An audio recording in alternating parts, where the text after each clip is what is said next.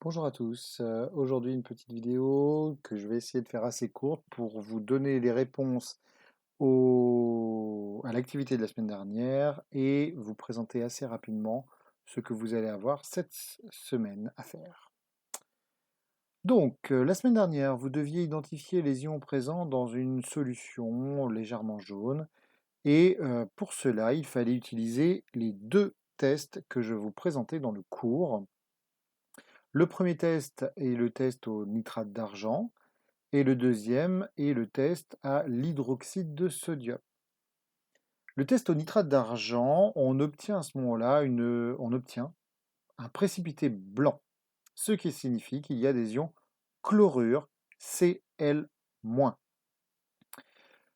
Avec le réactif qui s'appelle l'hydroxyde de sodium, on obtient un précipité de couleur verte, ce qui signifie qu'il y a la présence d'ion fer2.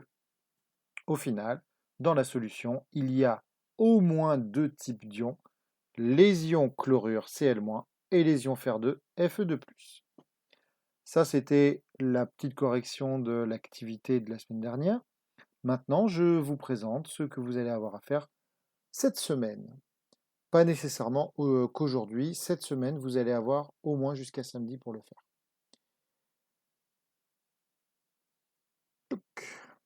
Alors, on va revenir dans Moodle. Dans Moodle, je vais vous demander de compléter un wiki qui sera personnel. Euh, C'est-à-dire que vous allez créer un document et plutôt que me le renvoyer, vous allez le déposer et vous allez le rédiger avec Moodle. Donc il y a toutes les consignes qui sont ici. Donc d'abord une série de questions. Ce sont des choses que vous pouvez trouver très facilement dans votre manuel ou même sur Internet, mais attention, ne copiez pas des informations du web, car je pense que certaines sont vraiment beaucoup trop compliquées pour des élèves de troisième. Vous devez avoir un document organisé et illustré par des images. Vous devez citer les références bibliographiques à la fin de votre document.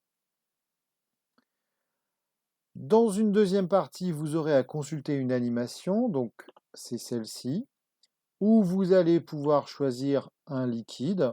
Je vais prendre par exemple du café. Je verse un peu de café dans mon récipient et là, je vais pouvoir mesurer le pH.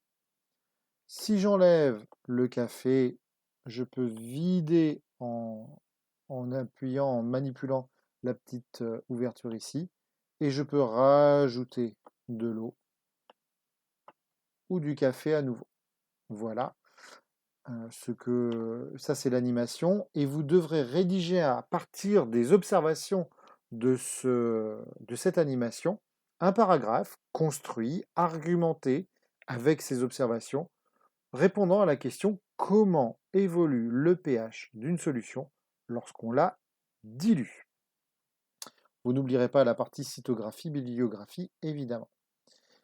Pour pouvoir ajouter des documents, vous cliquez ici sur modifier, document ou information, pardon, hein, on peut rajouter plein de choses. Donc là, moi j'ai commencé à travailler pour vous montrer sur le document de Zoé. Donc là, je peux prendre tout ce qui est ici, tout simplement. Tac. Copier avec CTRL et C, coller.